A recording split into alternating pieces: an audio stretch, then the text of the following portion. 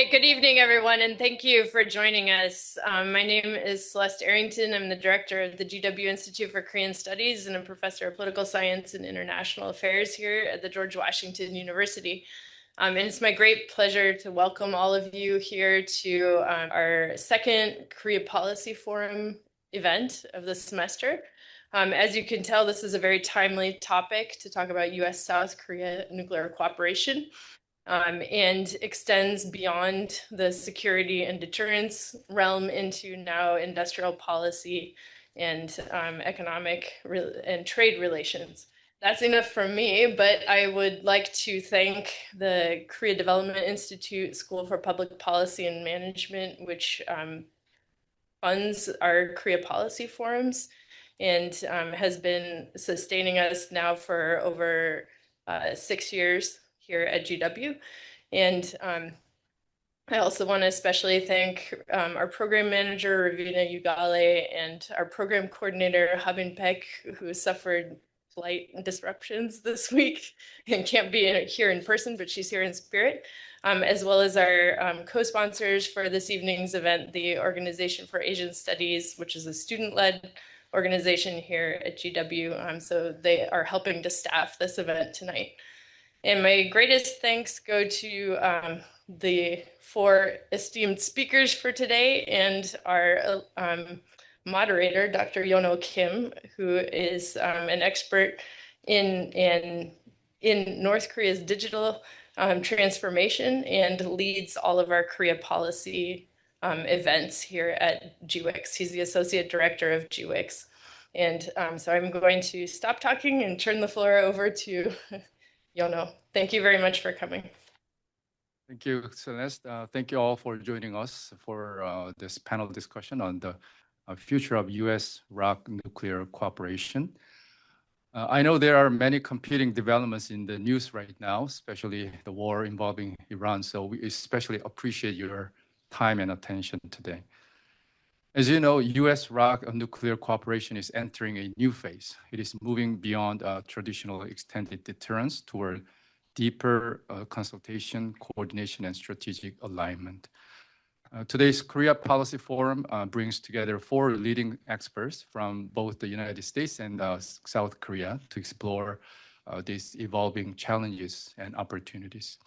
Let me begin the panel discussion by briefly introducing the speakers. In the interest of time, I'd like to encourage the audience to refer to the event announcement for each speaker's full bio. So for the first session on national security and deterrence, we are joined by Dr. Bong-gun Chun from Seoul, early in the morning in Korea time. He's president of the Korea Nuclear Policy Society.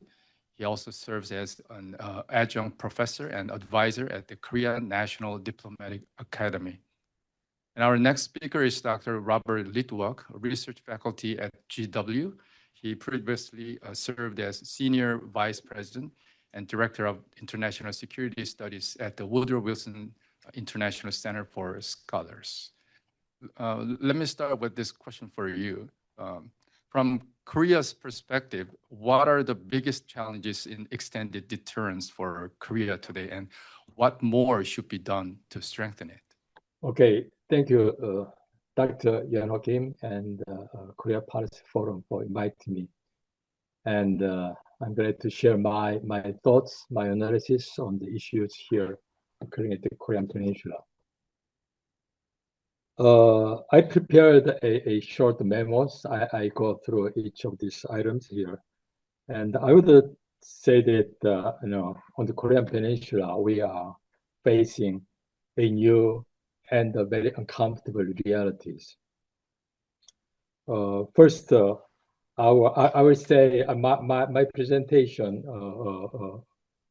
made of 2 parts. What is the first is what's going on the Korean Peninsula, and the second, I will present what we do at what the Lee Jae-myung government is doing, and what will be my suggestion and recommendations to the governments. First, I say that we are facing very uncomfortable realities on the Korean Peninsula. And I say that our first very beginning that our North Korea policies and the denuclearization policies completely failed. And at the early, when we started the denuclearization diplomacy 35 years ago, North Korea is supposed to have, 0.5 nuclear weapons or so, but now they are having at least 50 and up to 100, and they are increasing their either warheads or fissile material up to 10 to 20 a year. So it's a very precarious situations. And then I briefly here touch upon why I am just reflect on our failed North Korea policies. And my thinking is that without knowing why, and I'm afraid that we might repeat the same mistakes in the future again. And previously we thought that North Korea would collapse. We could coerce and pressure North Korea to give up the weapons. If DPRK didn't, they would face very serious domestic, regime change pressure. But that didn't occur. And one of the reasons why that didn't occur is that the kind of nature of inter-Korean relations that we are facing today is still there. I think that I would define this inter-Korean relations as a unification competition. It's not a widely known vocabulary, but I would define that both Koreas are in a position of existential struggle against each other. So this kind of unification competition is going on until the other side despair. So there is some deadly game on, deadly competition is going on. That's why our continuous effort to engage with North Korea, all those previous dialogue of denuclearization and agreements and our inter-Korean, all those dialogue and cooperation efforts have failed, because at the very bottom, these two are thinking that I have to, if I want to survive, the other side should be gone. So that kind of nature is still there. And another kind of environment here is that when we are in the early 1990s, when we have an excellent condition for favorable environment for unification, but great powers and the nearby great powers did not allow that happen. I think still that kind of rigid geopolitical environment is still there. So whatever we do against North Korea, our input is very much limited. That is the kind of situation that I have to think that we have to consider. And I think that is the kind of situation at the moment. And at the moment, then what is North Korea policies? I would say North Korea is pursuing so-called new Cold War strategy. I think it's not their words, it's my words. And I think that's made of 3 sets of strategic goals. One is it's going to increase its nuclear arsenal until it could achieve a acquire second strike capabilities. And secondly, they want to separate the two Koreas permanently, so that they could avoid the pressure of from South Korea's effort for unification by absorption. So they want to sever the relations permanently. And thirdly, they want to strengthen their northern coalitions and alignment with their neighbors, so that they could be protected. North Korea could be protected their friends behind them. And then another reality that we are facing is that the U.S. security commitment on the Korean Peninsula is reducing. And U.S. used to have an onshore balancing strategy, but now it's gradually moving toward the offshore balancing strategy. So that South Korea should bear all the responsibility for deterring North Korea and engaging North Korea and defending from North Korea's threat conventionally, and North Korea might have its own with a nuclear umbrella. But for the rest, we have to bear all the responsibility. And here, Trump's unpredictability, and also he doesn't like allies. So in Korea, the South Korean security anxiety is growing. And as we all know well, that the public support for nuclear armament remains still very much strong. And also, lastly, we are in a serious energy insecurity. We have a serious energy insecurity problem. Lacking renewable energy resources, and the nuclear energy is a most reliable and clean energy source. However, sustainable, peaceful use of nuclear energy is threatened by an unstable, very unstable and disruptive fuel supply and the absence of spent fuel managing technology.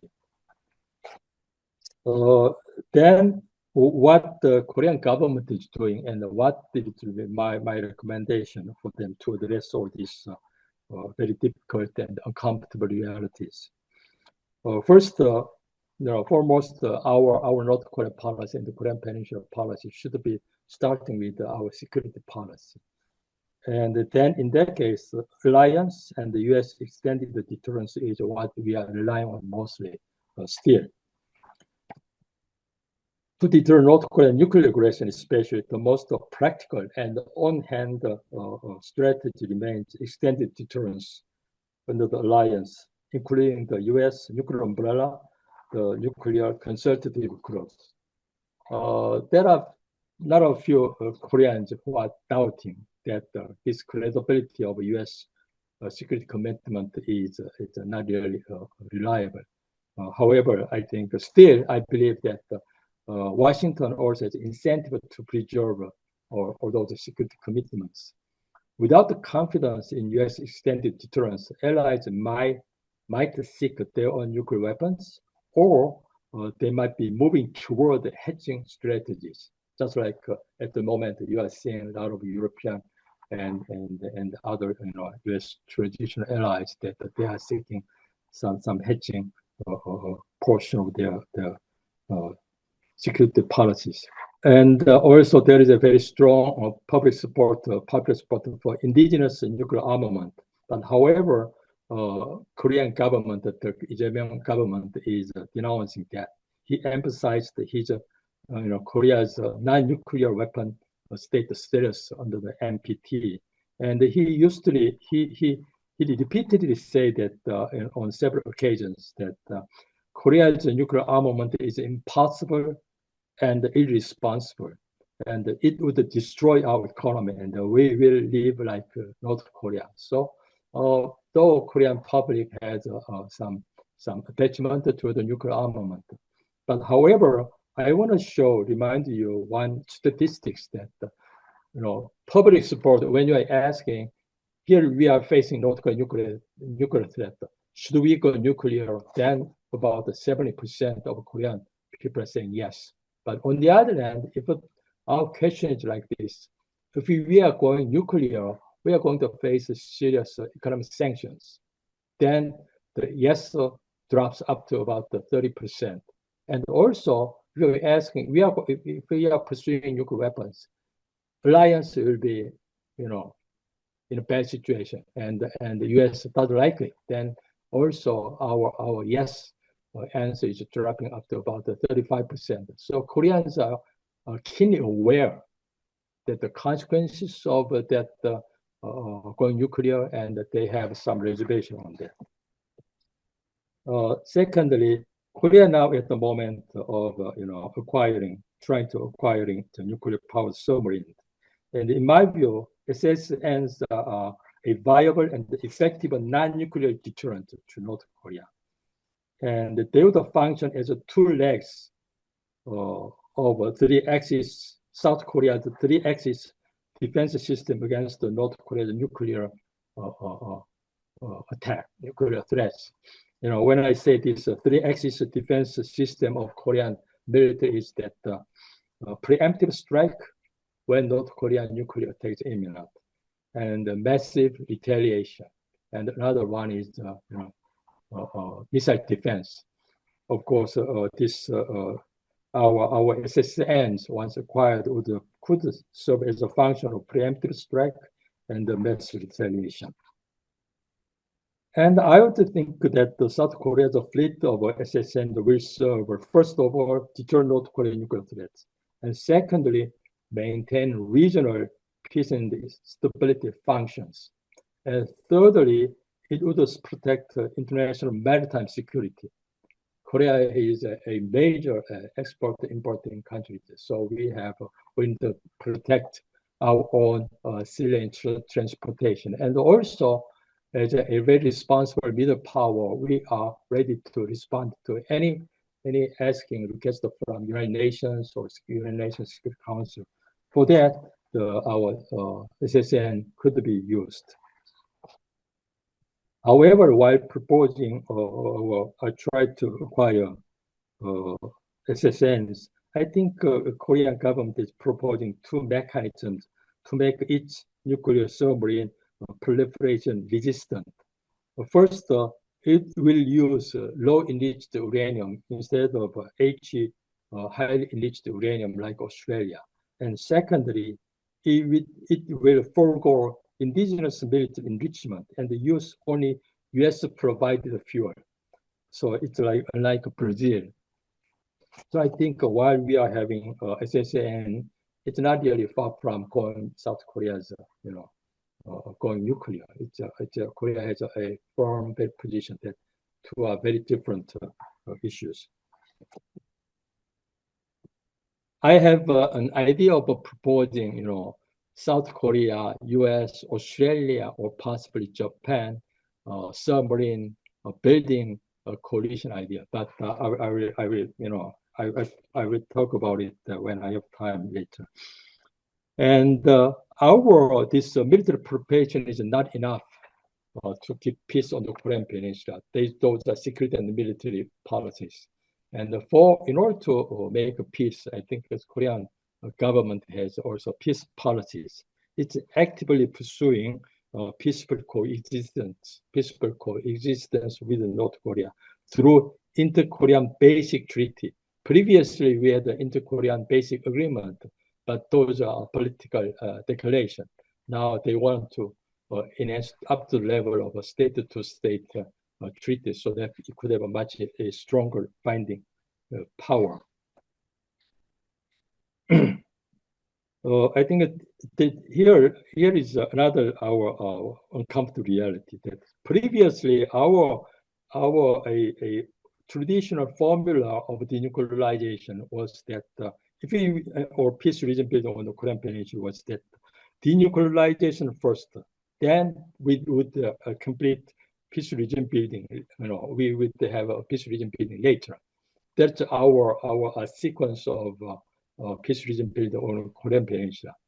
But as we are failing in denuclearization and there's much less chances of North Korea giving up nuclear weapons anytime soon, I believe that we might need to change this sequence to be reversed. I think only when a peace regime is building on the Korean Peninsula, I think we could have a much better chances of having denuclearization. Finally, I briefly mention about our fuel cycle capability, our desire for that. Korea is eager to acquire enrichment and reprocessing facilities at the moment for our own energy security problem. At the moment, I think we are buying about 30% of our enrichment from Russia. And we know that the US have a law saying that by 2028, you will completely go away from Russian provided enrichment. I think Korea should be following the kind of guidelines as we are allies. So to dispense with the Russian enrichment, which provide up to 30% of Korean needs to both to acquire enrichment technology of its own, and also I believe that much faster way of acquiring enrichment is to import US technology companies such as Centrus plans into Korea. I think that we need to pursue actively. And Korea is a major participant in all non-proliferation regime and a model use of peaceful nuclear energy. I think the South Korean government is fully committed to use this fuel cycle capability only for peaceful use. Thank you very much. I will stop there. Thank you, Hong-gun. Big applause from Washington.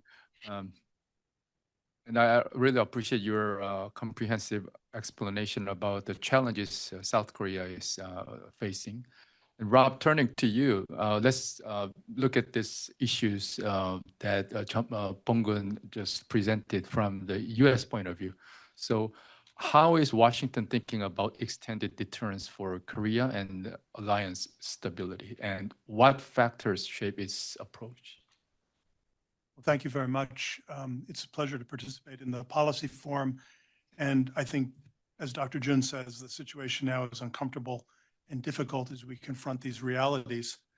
And I think that the root cause of this discomfort is two discontinuities. The first discontinuity is in the nature of the North Korean threat, which affects extended deterrence. You're deterring what? You're deterring this threat. And the second is the discontinuity is what is happening in Washington now under the Trump administration. So let me take them in that order. The first discontinuity with respect to North Korea. I mean, North Korea is a failed state with nuclear weapons.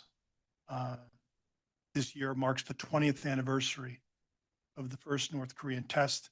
The arsenal in the public domain is estimated at over 50, which, as the former director of the Los Alamos National Laboratory put it in technical social science terminology, that's a hell of a lot of nuclear weapons. Okay, we look at the nighttime satellite imagery, and it's the same. North Korea is a single dot in this region that is lit up. Its economy, according to the CIA and the Korea Economic Institute, is $30 to $40 billion. I mean, that's the GDP of Roslyn, Virginia, or Dayton, Ohio. I mean, it's minuscule in a region with a $2 trillion economy in South Korea, much larger in Japan, let alone China. So North Korea has been this outlier. The Wall Street Journal referred to it as the Sopranos state. I mean, it derives about $3 billion from cybercrime. There are about 1 million people. David Asher, former State Department official, calculated about 1 million people that the regime relies on to stay in power. And that the illicitly obtained funds go to support those interest groups to make sure that Kim Jong-un is getting Toro from Tokyo and Reme and luxury goods, while the rest of the population is impoverished and malnourished. In the 1990s, there was a famine that killed some 10% of the population. It's been calculated that because of malnutrition, there are now physical differences between North and South Koreans. That is, a North Korean schoolboy is 4 centimeters shorter than a South Korean schoolboy. This is just some grotesque kind of experiment that the North Korean regime is conducting on its own people, so such that there are now physical differences between the two populations. The regime's not collapsing extraordinarily, but it's has staying power and coercive power to maintain control over the population. Russia and China are propping it up, and that undercuts the ability to impose economic sanctions to affect their behavior. In the 1990s, they used to use this metaphor, is a soft landing possible? Is there going to be a hard landing for North Korea? Well, the plane is still flying, 30 years later. It's not crashing. So it's an extraordinary, statement about the coercive power and the cult of personality and the ability to isolate this country that North Korea is sort of hanging in there. The Kim family regime. The nuclear program utilizes both enriched uranium and plutonium separation. In 2017, the Defense Intelligence Agency stated that, reported that North Korea has mastered the miniaturization of warheads and is able to wed these warheads with the Hwasong long-range ballistic missile. The one capability in this complex integrated set of capabilities of ballistic missile adaptation for nuclear weapons is they have not demonstrated ballistic reentry, which is non-trivial, requires testing. They've not demonstrated that yet. In 2017, there was a crisis. I mean, we're at war now with Iran, or it's an excursion, which I think more appropriately is probably called an incursion rather than excursion, but that's the nature of discourse in Washington right now. And in the 2017, there was President, then Trump 1, referred to Kim Jong-un as little rocket man.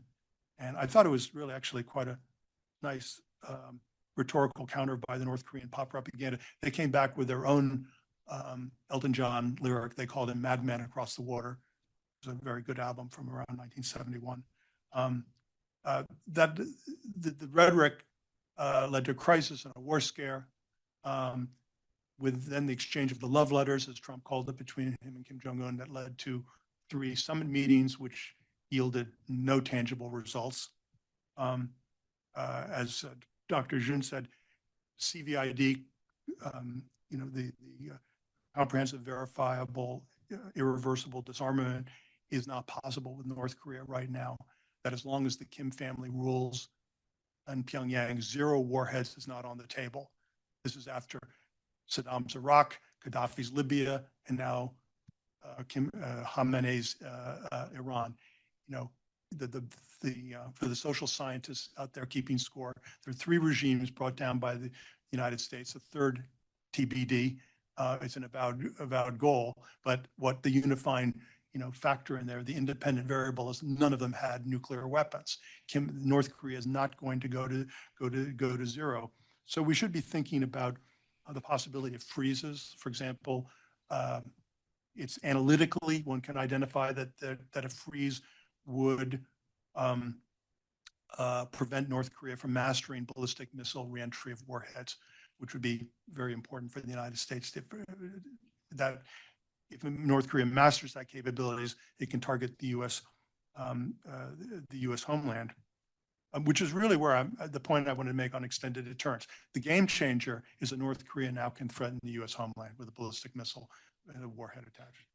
And that here there's a parallel with the debate in Europe during the Cold War period, as de Gaulle sort of famously put it, with the United States trade New York for Paris.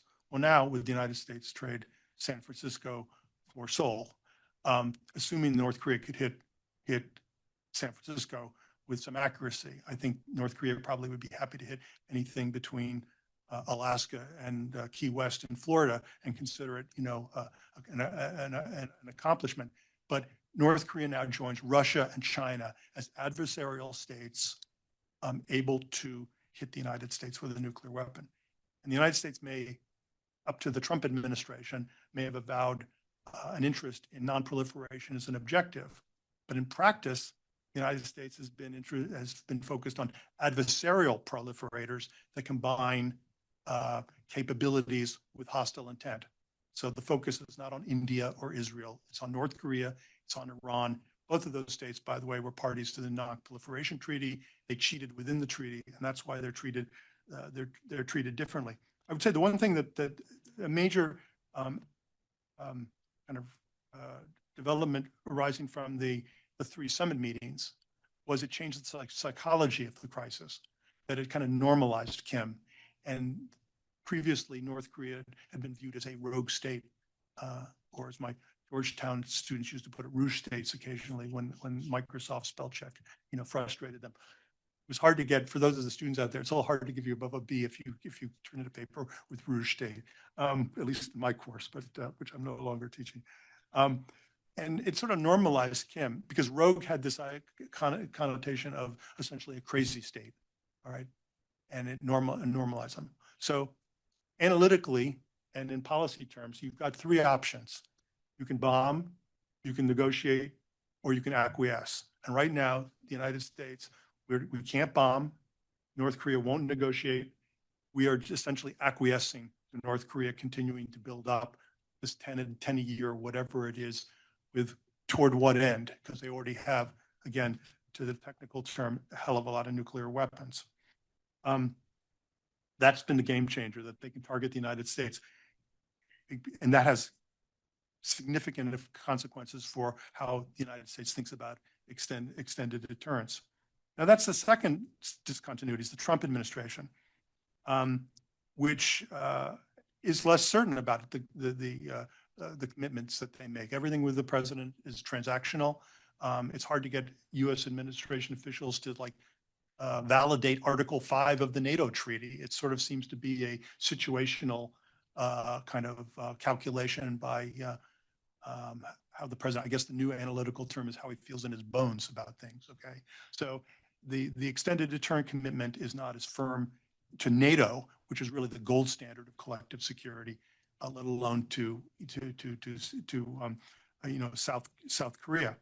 At the same time, the administration is more tolerant to proliferation. I mean, the president has said at times, well, Saudi Arabia got nuclear weapons, or other countries, he could understand it, he'd be more relaxed. In contrast to the Biden administration, which in December of 24 was hewing to traditional U.S. non-proliferation line. And they focused on, in their annual review, South Korea was deemed a sensitive country in terms of states that pose a proliferation risk. And that sensitive country status derives from its ability to enrich uranium and separate plutonium, which in turn creates a threshold nuclear capability for South Korea. So let's be blunt. The interest in nuclear powered submarines is a hedge. It's part of a hedge strategy to demonstrate capabilities. It's hard. I mean, you can make a rationale for a non-nuclear, response, but it's part of, I think, a threshold state hedge capacity, which South Korea has, which there are a number of other states. And I think we're going to see a world of increased hedging. And in some cases where you have countries like Poland talking openly about acquiring nuclear weapons, states that are reassessing their non-nuclear intentions. So I think that's the context within which developments in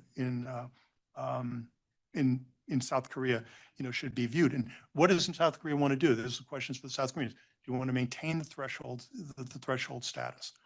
Obviously, going in for an independent capability. I actually don't think South Korea would pay huge economic costs, I mean, in terms of sanctions, if it did cross the line, because we're living in very much a transformed geopolitical context. That's not an argument for doing it. I'm just saying I don't think the cost is there today in a way it would have been prior to the current, U.S.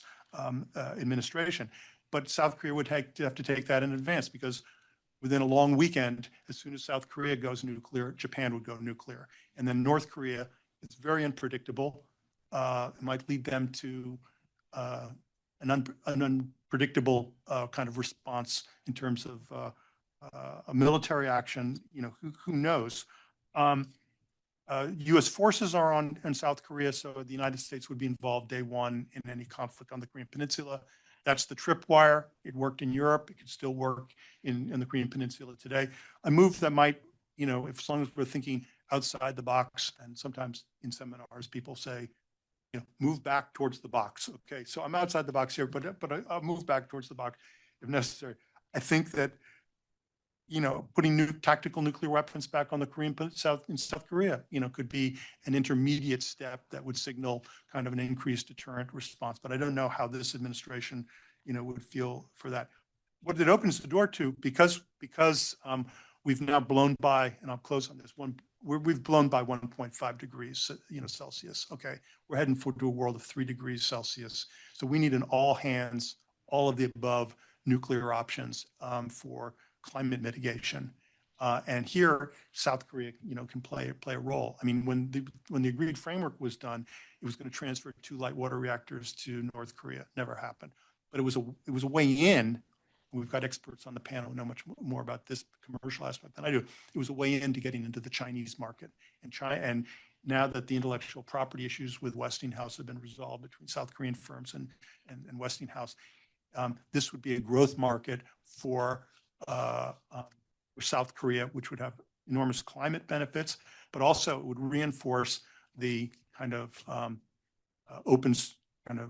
saying the quiet part out loud, or keeping the quiet part still quiet, that South Korea is a nuclear weapon threshold state.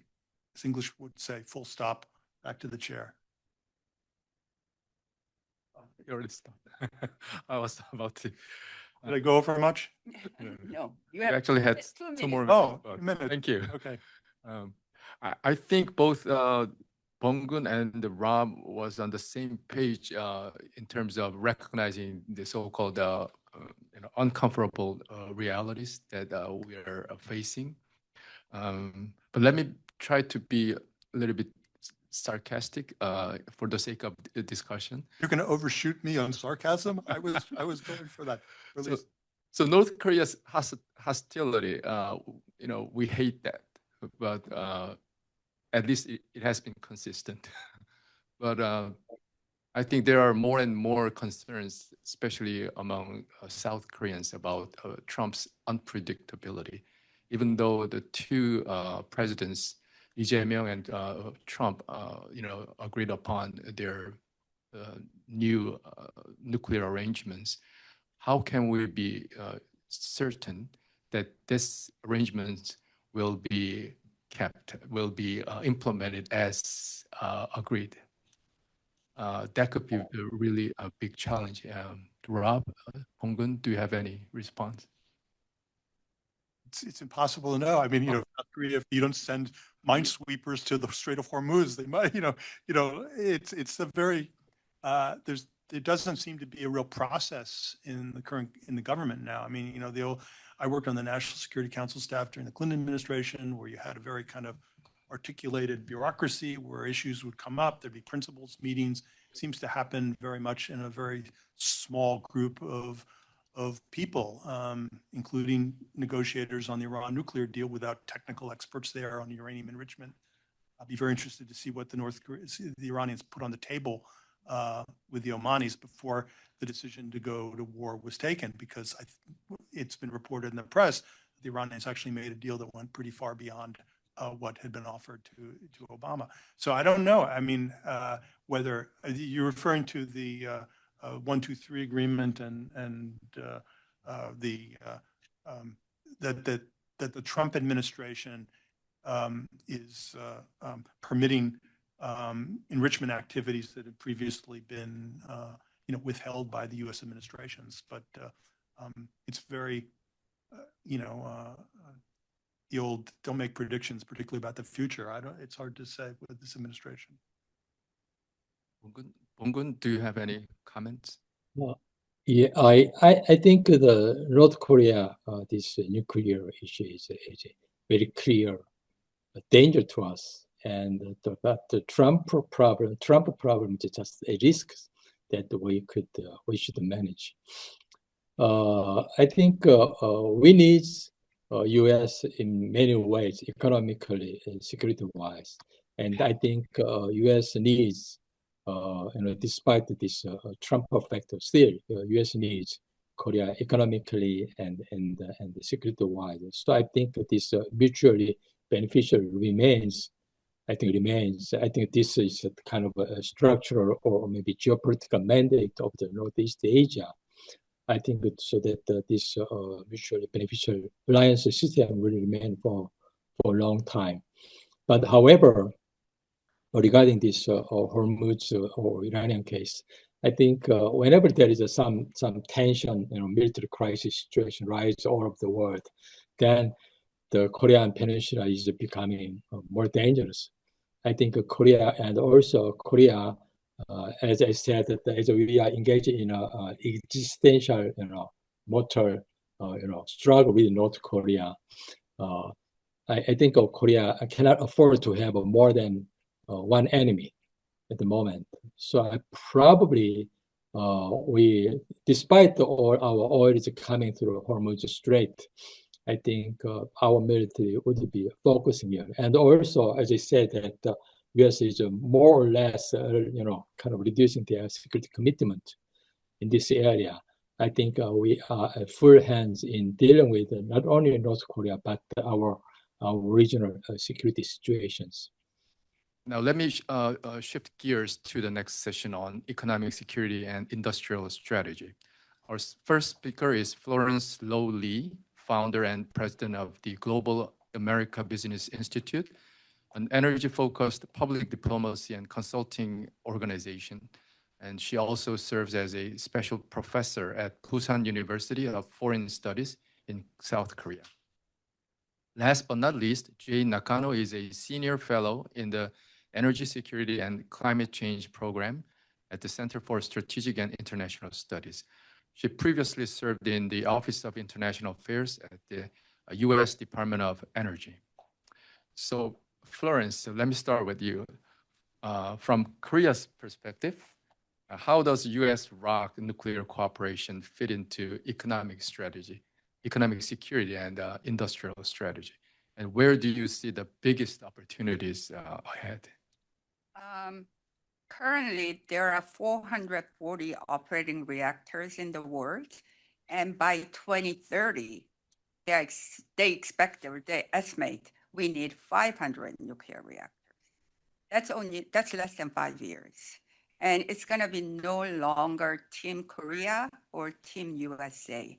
It has to be combined, the whole value chain of the industry, economic, supply chains, working together. So we call it nuclear chorus. I know many of you heard chorus FTA, free trade agreement. So we take that term to nuclear, so it's a nuclear chorus. And this issue is not something that's an optional or nice to have, but it's something that's necessary to deter the China and Russia, who's very actively building their nuclear power plants all over the world. So I see the US-Korea cooperation in entire value chain of industries and supply chains and non-proliferation regimes and entire value chain of nuclear. But today, I wanted to talk to you guys about US-Korea nuclear cooperation in a little bit bigger or broader term. When people talk about bilateral cooperation, we usually focus on technologies, the reactor designs, but it's like who's building it, who's financing it, and who's exporting it, what country and what.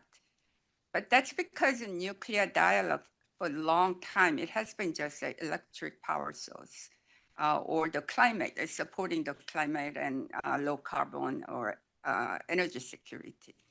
But in the global context, it's no longer.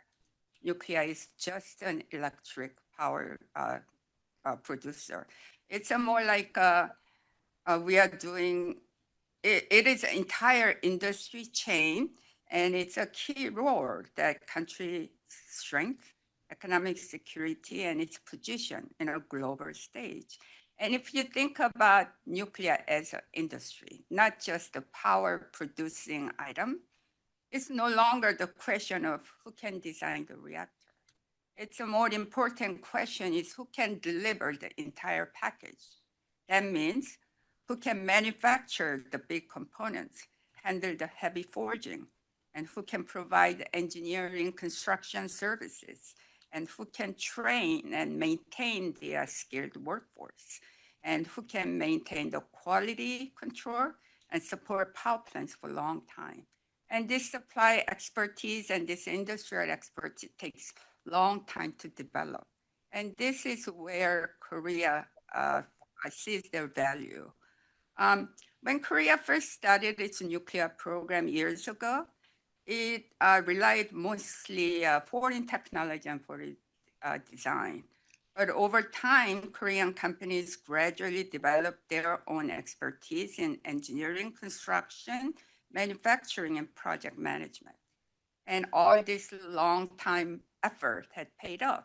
In August 2019, Korea developed its own reactor design, and it was certified and licensed in the US Nuclear Regulatory Commission. And at the same time, Korea has steadily built a strong network of local suppliers, construction firms, and an engineering company. Korea currently has 26 operating reactors and providing about 1/3 of nation's electricity. And Korea is one of the few countries in the world that has a strong domestic program, but at the same time, it has a proven track record of delivering and completing a power plant abroad from start to end and successfully.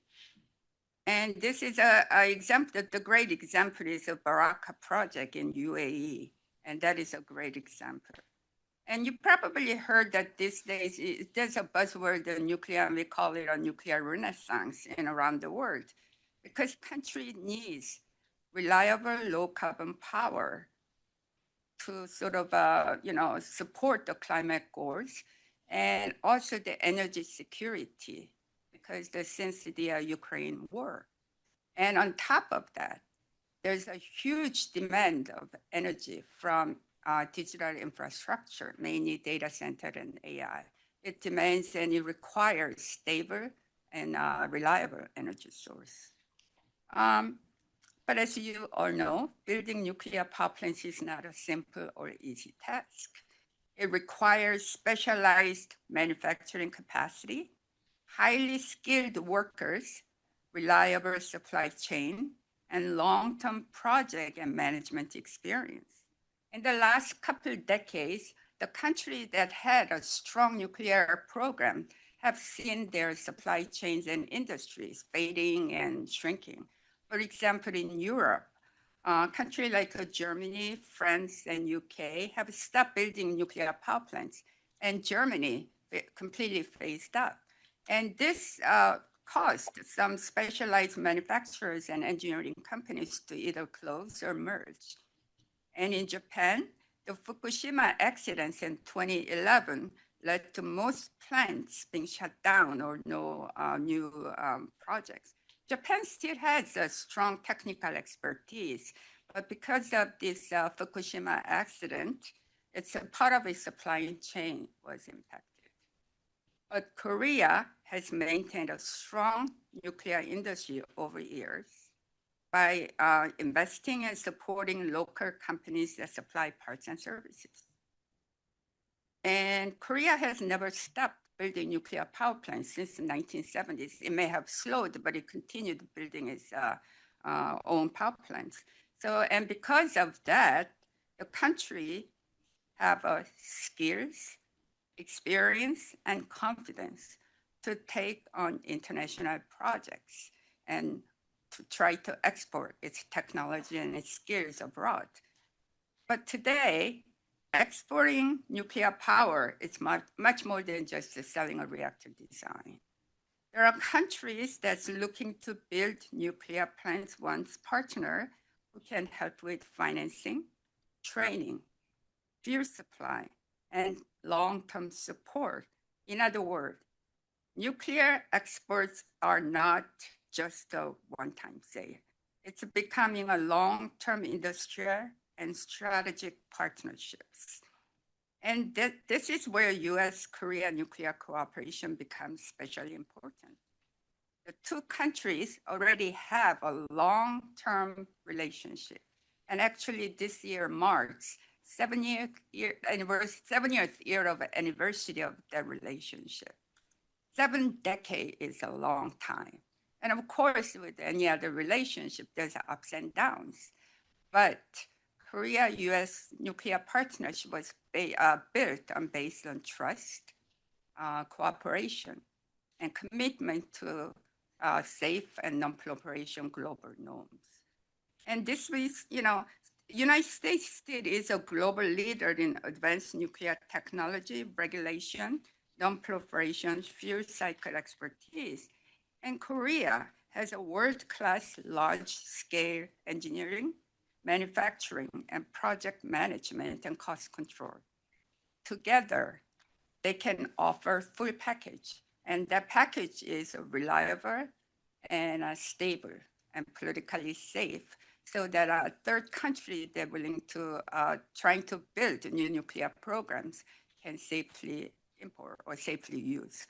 Currently in the global market, Russia and China have been offering this whole package. And this is attractive and undesirable. But countries are more selective and looking for reliable and safe and less politically unstable support. So U.S.-Korea cooperation in this aspect just stands out. They can offer an alternative to what China and Russia can offer. There's another area where the cooperation is important is supply chain.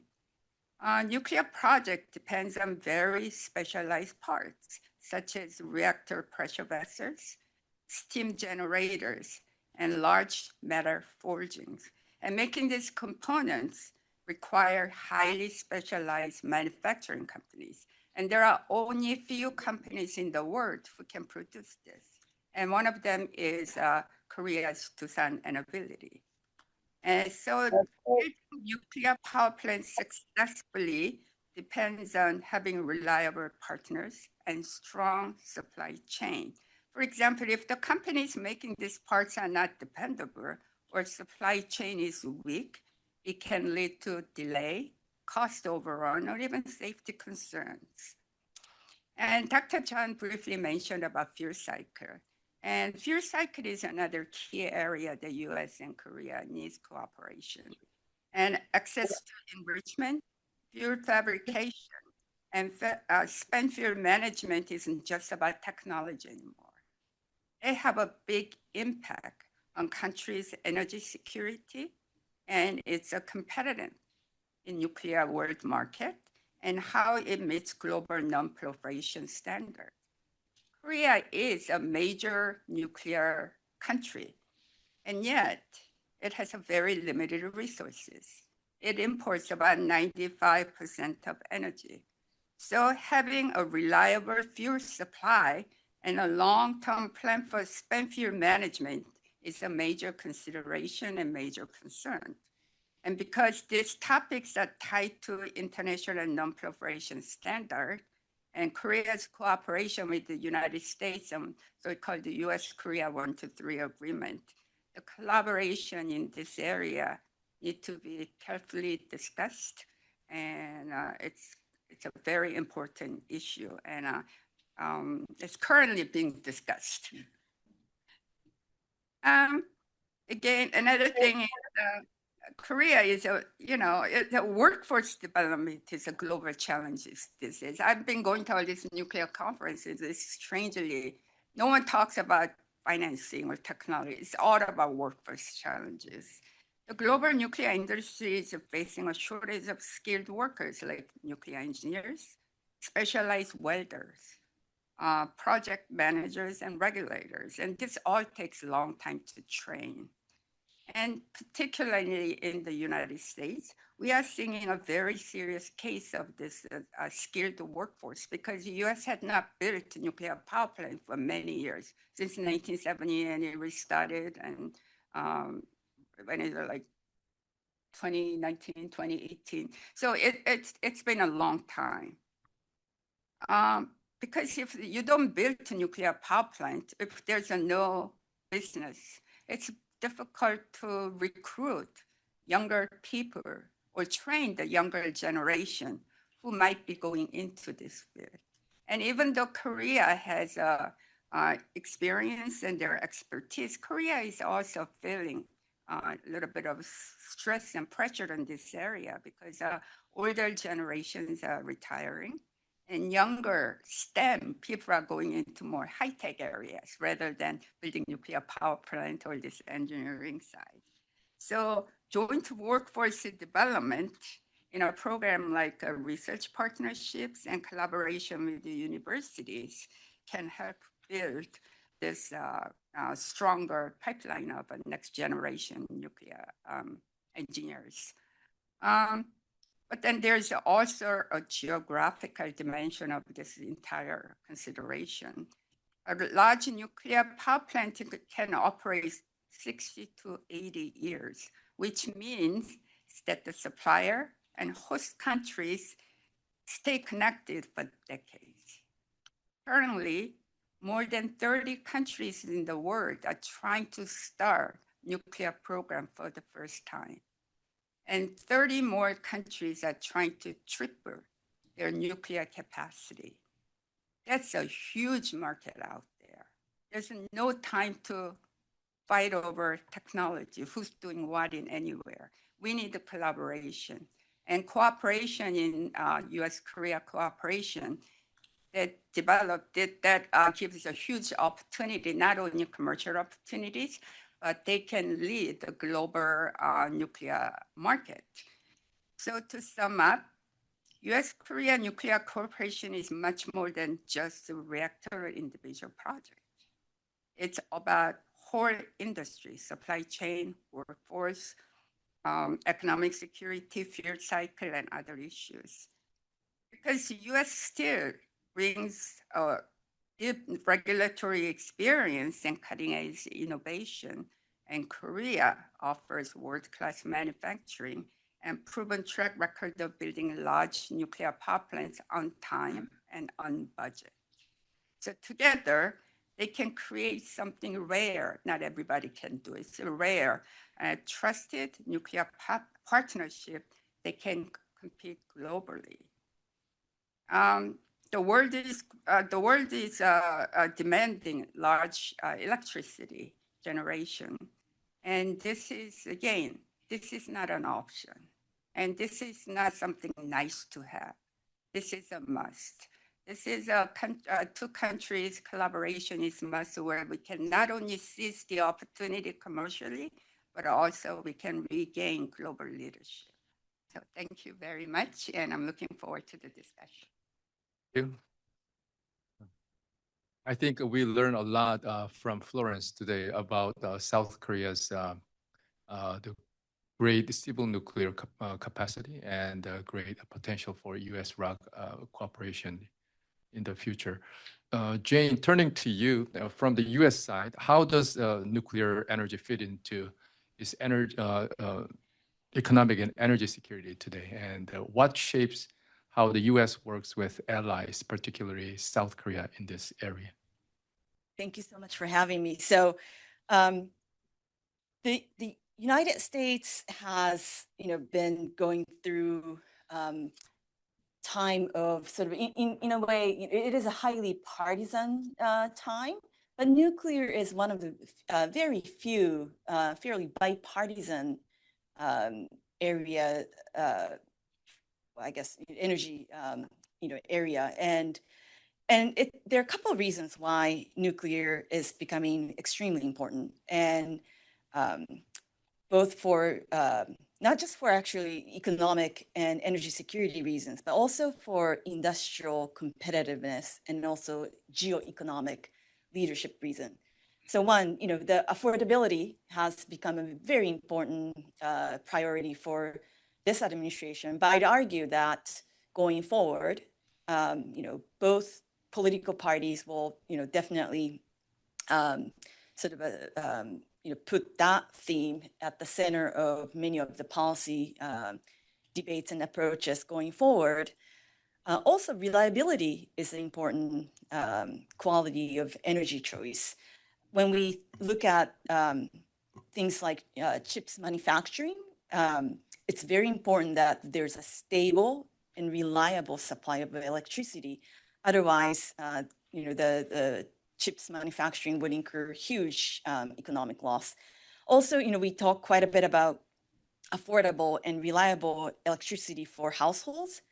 We're even talking about, the importance of reliable and affordable energy for DoD bases or some of the military operational or base operation. And in that context, the White House back in May of 2025 talked about its desire to see more microreactors, small reactors at DoD bases, but also some of the large scale 1 gigawatt capacity reactors coming online in the United States, at least 10 of them, to start construction by 2030. Also, there's this desire for the United States, but certainly for this administration, to see sort of a global innovation leadership maintained. The United States has you know, really a lot of, I guess, nuclear engineers, nuclear physicists, just this huge pool of talent, but also, DOE national labs have amazing research and development capacity. And there has been a lot of push to really have that innovation excellence tied to way forward for some of the advanced reactor technologies to come online. So, so there's not just, again, sort of energy security and economic rationale behind the interest or the role for nuclear. And the third one is this geoeconomic competition. There's this huge focus on AI at the moment, including in Korea, but within the United States, I think it's, even during the campaign speeches, it was clear that the Trump team saw AI as an area or domain where it wants to see the United States compete and perhaps outcompete some of the geopolitical rivals, such as China.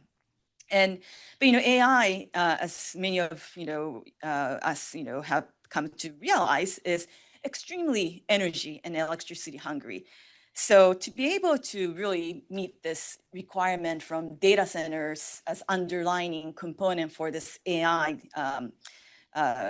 competition, how to secure electricity that's reliable and affordable, and ideally also low carbon in profile, has become extremely important. If it's not for the federal government, at least a lot of local jurisdictions still want to have more energy, but less emissions, right? So in that context too, nuclear fits. Now, as I've mentioned, the data centers and AI is extremely energy hungry, and right at the moment, the United States has about 54 gigawatts of data center capacity, and the share that roughly accounts for the data center requirement for electricity is roughly 4% of the U.S. Total power supply. It's only 4%, but I feel like it's already part of our governor's race debates, just at a lot of municipal levels too. That's because there are all these outlooks that suggest that that share will continue to rise. Between now and 2030, that share, the data center energy requirement could triple, if not, double, if not triple. So this is, both sort of not just the energy affordability or energy security question or a challenge, it's also sort of a industrial competitiveness and geoeconomic competitiveness question. Now today, actually, much of the data center electricity is met by a combination of natural gas, solar, and battery. Nuclear is there. Nuclear accounts for roughly 20% of U.S.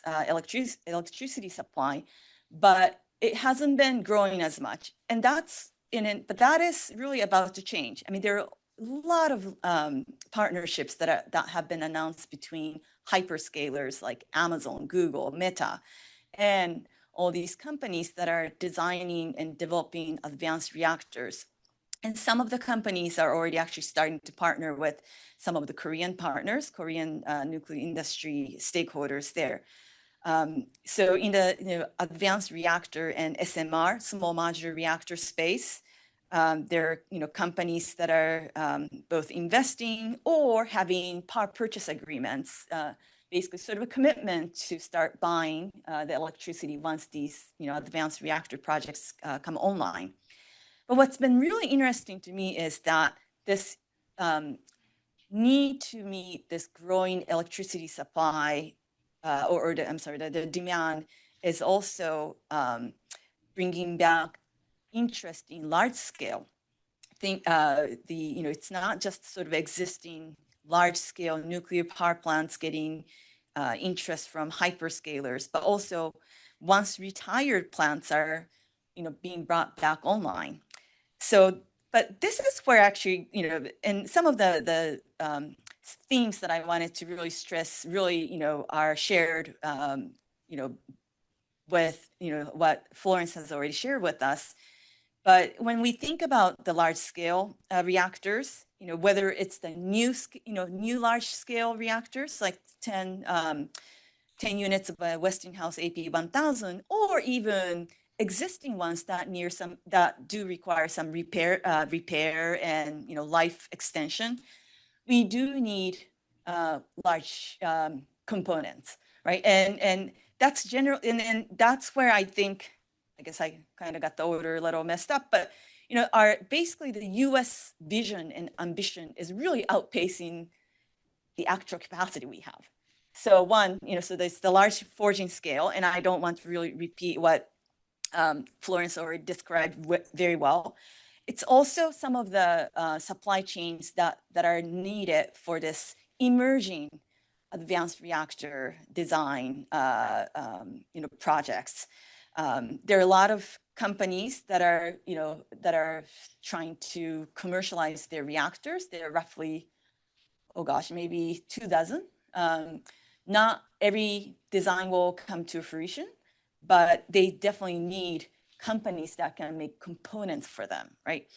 And then also the fuels. So that both the low enriched fuel that are needed for the existing fleet of light water reactors, but then also what's called high assay low enriched uranium fuels, so-called HALEU. Those are needed by most of the designs, advanced reactor designs that are being pursued right at the moment. It's only Russia and China that do have commercially viable scale of HALEU production right at the moment. That's something that a DOE, with the huge support from the Congress, is starting to change, starting to be able to have domestic capacity. Now, fast forward, I do agree with Florence. I mean, there is already track record of cooperation between US and ROK.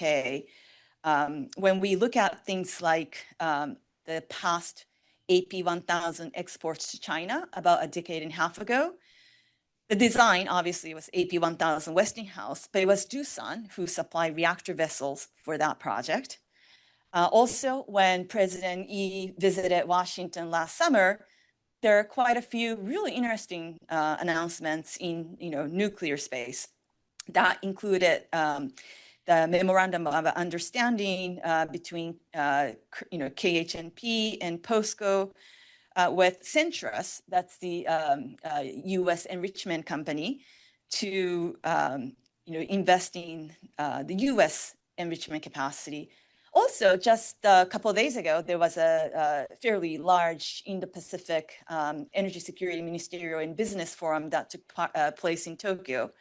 And there are a lot of Korean officials and business leaders there as well. And one of the agreements, if I understood it correctly, was for the Doosan Inability sign a binding agreement with X Energy, one of the advanced reactor U.S. companies, to manufacture up to 16 small modular reactor systems. So there are already a lot going on now, again, so quickly, but there are a lot of political and legal considerations. And I do actually argue that, and I think this is something Robert also mentioned, fortunately, the intellectual property dispute between Westinghouse and KHNP is behind us. I mean, I do understand that within Korea, there, some sort of debate as to whether that was a good deal for Korea or not. Things could change given the fact that we're in an extremely sort of transactional, Washington. But I do think that there's still a lot of opportunities for two countries and two, industries to cooperate. If it's not, so obviously, looking at some emerging markets in Southeast Asia, I think, many of these countries do have fairly limited grid capacity. They might be very much interested in some of the US reactor technologies. That won't happen without someone building the components, right? And someone helping to manage the project. So that's one opportunity. Also, perhaps, out of the my understanding is that part of the IP dispute settlement was that, Korea may not be able to really bid for nuclear projects in North America or Europe, but that probably doesn't preclude Westinghouse and Korean partners from, perhaps forming a joint venture and together bid for projects in North America or Europe. I think there are a lot of things that are not in the public domain. So I'm not saying that, these are possible, maybe, may not be. I'm not a lawyer, but so I think there are a lot of opportunities, and I do hope that, and just quickly, I think in this highly geopolitically turbulent era, it's extremely important that these critical technologies and critical infrastructure are delivered by cooperation among partners. It's not, who you buy technologies, who you buy fuels do matter, because at the end of the day, you want to make sure that you do not compromise on your economic sovereignty by having partners that could really use that business and economic interdependence as a leverage to really advance their geopolitical ambition. So let me stop there. Thanks. Thank you, Jane. So I think we just learned about the huge opportunities for third-party nuclear export by the U.S. and South Korea, and also in the field of strengthening U.S. nuclear capability. But when it comes to South Korea's strong interest in its own enrichment and reprocessing, I think we still have huge regulatory and political challenges in the U.S. So Jane or Lawrence, would you, yeah. Sure. I think so aside from this, not knowing exactly what was said between the two leaders in, Busan, or maybe it was Gyeongju last fall, but then also I think Congress is very much interested in getting more details. So we might actually find out more about what is Washington's understanding of what was agreed upon through some of the congressional inquiries. About a month ago, a few Democratic members of the Congress wrote a letter to the White House asking, what the U.S.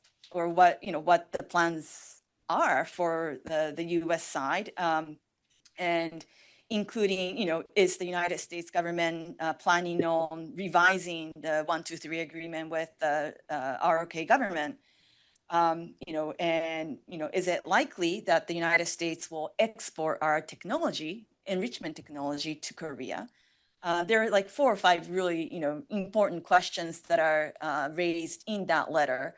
But that is, that's both, I'd say, potentially political hurdle, but then also from the legal perspective, of course, the 123 agreement is something that, if you make even a little change, it may have a huge, implications, not just for Asia Pacific, but for places like Middle East, where, there are some countries that have signed on to 123 agreement with the United States, actually, i.e. UAE, that have sworn their right to enrich and reprocess. And the term of the agreement is that if United States grants that type of a right to other prospective 123 agreement partners or renewed partners, then UAE has a right to pursue it.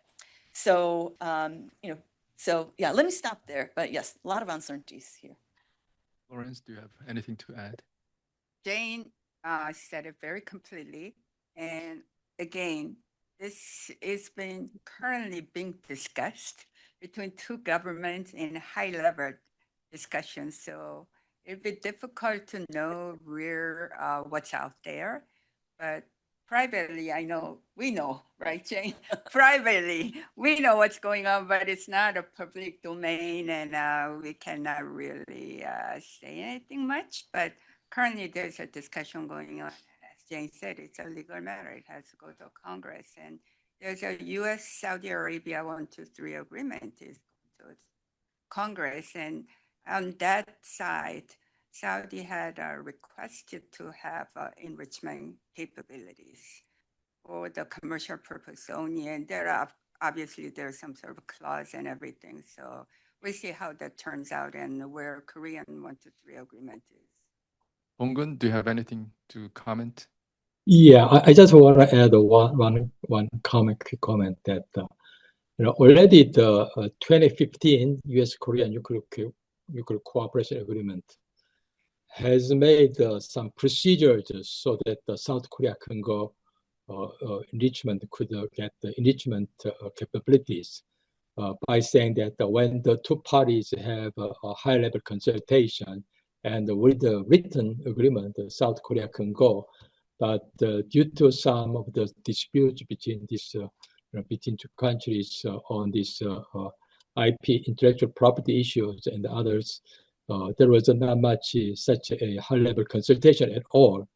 So what Korea wants at the minimum is that we need to follow through the procedures as was in this current nuclear cooperation agreement. And probably at the maximum, we want to have a much higher level of freedom in this enrichment and reprocessing, just like many other countries in the world. Korea was thinking that, Korea was somehow, mistreated. Among about the top 15 nuclear power generation countries, I think Korea is probably the only country without enrichment or reprocessing capabilities. So, when, some time ago, when Korea was a very late comer to this nuclear energy development, we couldn't catch this enrichment bus, but the door was closed and then we were left behind. But as we are very fastly catching up our nuclear energy program, I think Korea should be somehow be treated as other countries who have much higher level of nuclear energy program. I will stop here. Thank you. I think we have around 10 minutes left. Let me take some questions from the floor. Yes. So my name is Caroline Bland.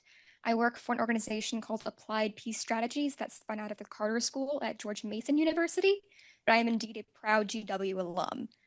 In fact, my very first event at GW was discussing the deployment of the THAAD battery back in 2016. And it didn't escape my notice when I saw that re-enter headlines very recently with the removal of certain components to deploy them instead into the Middle East. And so, Professor Chen, I appreciated very much that you identified missile defense as one of those three critical axes to non-nuclear deterrence in South Korea. And I wanted to see if you could give me some insight into how South Koreans and their government perceives that action. Is it sort of a feature of how they understand the U.S. current commitment to the extended nuclear deterrence, or is it a departure? Yeah, okay. In fact, our president expressed a little bit of, displeasure about this thing. And that the thought that was dispatched to Korea was some part of it was diverted to some, probably to Middle East. But there was, I assume there is some consultation, but U.S. did not listen to our request to keep them. So I hope that in the future, as North Korea was abundantly possessing and developing all sorts of capable and advanced missile systems, I think we need our own strong missile defense system, and also we need help from U.S. From this especially THAAD, very special missile defense system. I think we hope that we could have a much stronger missile defense system. Otherwise, I believe that there will be much stronger demand from public for going nuclear. Let me take one more question from the floor. Thank you for your talk. My name is Grace Smith, and I'm a MA Fellow in Asian Studies here at GWIX. Looking to the forward, looking forward, there are concerns surrounding investment at such large amounts into AI infrastructure due to an AI bubble, and exaggeration of AI's development and usage trajectory. So this is a question for Ms. Jane Nakano. What are your views on this, and how big of a part would you say that data centers and other AI infrastructure energy issues factor into decisions within US-Korea nuclear cooperation? Thank you. Sure, thank you. So I think the AI bubble, I mean, I don't really track like sort of stocks and such. I mean, there's definitely a lot of announcements, like even on the how much energy AI may require. The outlook is pretty. It comes in quite a bit of range, right? But at the same time, I think the direction is pretty clear. It is, putting a sort of upward pressure on electricity. And especially this comes in I think most OECD economies, and probably, I think it's probably the similar in Korea too. The electricity demand has not been growing that much the last 10 to 20 years.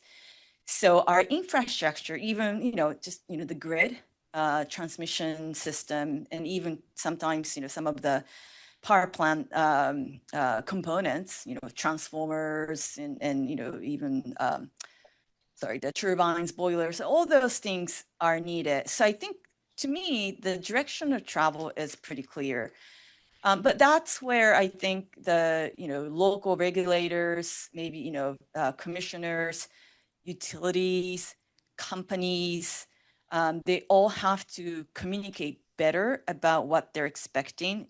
So if you just look at, just doing a simple, addition sum of all the applications for, connection to the grid, of course, you'll come up with a huge number. But there are a lot of sort of a duplicative, applications, etc. But I don't know if I'm not sure if it's really bubble per se. I think also AI will need a lot of electricity, but AI can also be used to reduce not the per unit electricity consumption, but there'll be ways that AI can be applied to perhaps manage the power demand better, and then mapping the weather patterns, seasonal fluctuations, etc. So I try to be optimistic. It may not be just sort of a potential risk to our electricity system, but it could be as part of a solution. Now, how does it fit into the bilateral? I think both United States and Korea are two of the few countries that actually have not just the nuclear engineering and sort of the capacity, the ecosystem, but also the chips, like the design and then manufacturing. For that reason, I think, one could say that there is a bit of an element of a perhaps healthy competition. Perhaps, we want, very, high level investments from, other places, maybe, but I think for that reason, we have a pretty clear sense of shared concern that supply chains for these components are part of the national economic security. It's no longer, again, something that we can sort of go ahead and secure from the cheapest source. So yeah, and Florence, you might have a lot more to add as well, because you guys are also looking at some of the AI energy nexus. So I'm not sure if I left out any. She said it all. Okay. I had a question actually for you, but you mentioned, and you said it's an AI bubble. And is there a particular reason or fact or resources that you call it this bubble? So from what I can tell and the news that I've seen on the AI bubble, it's large investment all at once in AI that might precede its usefulness in implementation. So for the future, it's not sure if it's going to be as useful as the amount of money that's being invested. Thank you. Let me take one question from the virtual audience. It's from Jinu Park at GW. And his question is this, as we see from the Iranian case, US operated decapitation and targeting nuclear facilities in Iran because it threats global security. Do you think it can be applied to North Korea in the future? But I think many people would say it's not that realistic option for the US for now. But this question is, I think, more about the potential impacts on the strategic calculations in Northeast Asia. I think, and the implications for the so-called uncomfortable realities surrounding North Korea's nuclear capability, I think. So I think that's basically for Rob or Chan. Donggun, sorry. I will say just one very quick. In Middle East, there is no great power directly involved there. But in Northeast Asia, we have China and Russia directly involved. So I think any actions against North Korea could be very much limited, like in Middle East or against Iran. Last July, the Trump administration did a counterproliferation strike on Iran's nuclear infrastructure, which no other president had done. And because of the potential adverse consequences, that there could have been a leak of radiation. It could have supported the regime domestically through a rally around the flag effect. And third, it could have led to regional kind of escalation. And I think fourth, and maybe first amongst them, is that they would reconstitute the program. And that North Korea, the proximity of the DMZ to Seoul and how difficult the target is in 1993, 94, according to memoirs, the Clinton administration examined military option, and Jimmy Carter went to Pyongyang and diffused the crisis. But I think that there was a sense that it would lead to a general war on the Korean Peninsula. I think there's one aspect of the current Iranian crisis that I would think they're studying very hard in Pyongyang, which is the ability of the United States, and in this case with Israel, to decapitate a regime.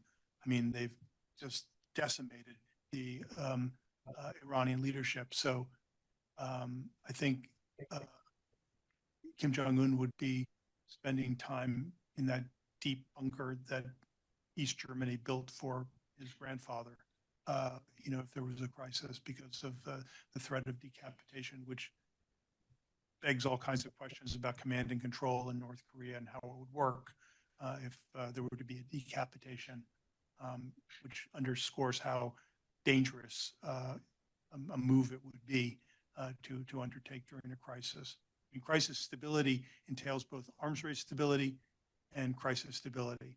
And with North Korea right now, we have neither. The arms race is unstable. They're going for submarines. They're going for, really advanced technologies, which begs the question, how does a country with a GDP the size of Dayton, Ohio, come up with the wherewithal to pursue these advanced technologies? But also, there's crisis instability because of how kind of fraught the situation has been. And the United States is really, having called North Korea a rogue state, which had the connotation of being a crazy state, is now, after 9/11, the George W. Bush administration talked about regime change, and Trump's talked about regime change with Iran. The paramount objective of the North Korean regime, according to those who follow the regime closely, is regime survival. That has significant consequences for crisis stability. For example, is it stabilizing or destabilizing to do exercises that are test runs for decapitating the North Korean regime? I mean, it really could lead to them acting in kind of an unpredictable way. So, but we're left with North's advanced nuclear program, and there's no obvious cap on it. You know, they just keep producing, and economic sanctions are not effective because Russia and China have now, I mean, now Russia, China, Iran, North Korea, Iran have formed a kind of the Biden administration called it an axis. It really wasn't an axis. It's a kind of mutuality of interests and quite opportunistic. But you see how Russia's providing help to Iran now. Russia and China want North Korea to remain a buffer state between South Korea and China and Russia. And just I want to add that these two Koreas are too close and too confrontational and armed with too many weapons. You know, once there is any clashes, it's going to escalate into general war immediately and possibly, you know, destroying both parties. So that kind of a mutual destruction capabilities are kind of, you know, deterring factor from going, you know, any you know, open clashes, military clashes. And also this decapitation, we talk a lot about this. I think it's going to, I don't think it's working. You know, when I think North Korea is keenly aware that we talk a lot about decapitation. That's why in their 22 new nuclear forces law says that if there is anything happen from their leadership or there is a communication line with the leadership is disconnected, you know, there will be some standing order to fire nuclear weapons toward the south. I don't know if that's really being implemented or not. That's what they are saying, and they seem to be aware of that. Two things. That is really dangerous. I mean, because of the threat of a risk of accidental escalation, that, you know, if you have a breakdown of command and control, like communications, because of some, you know, technical failure, and then you have a field commander feeling like the leadership has been decapitated, that could lead to an accidental use of a nuclear weapon by under this pre-delegation. If that in fact is the case with North Korea, I find pre-delegation hard to believe in a system where everything is so tightly controlled. I mean, the Russians, the Soviets talked about a dead hand system, that if there was a decapitation in the 80s when the United States had Pershing missiles in West Germany, and the Kremlin was worried about decapitation. So it's a very, you know, where did we go? We started off with Professor Jun, uncomfortable and difficult realities. So that's what we're left with. Thank you. I think we covered a wide range of issues regarding nuclear, almost everything we can discuss about nuclear over the Korean Peninsula. And I think that the beauty of, you know, inviting these 4 distinguished speakers is, you know, we can take any questions about nuclear today. So before we wrap it up, I just want to say thank you to all our distinguished speakers for joining us today.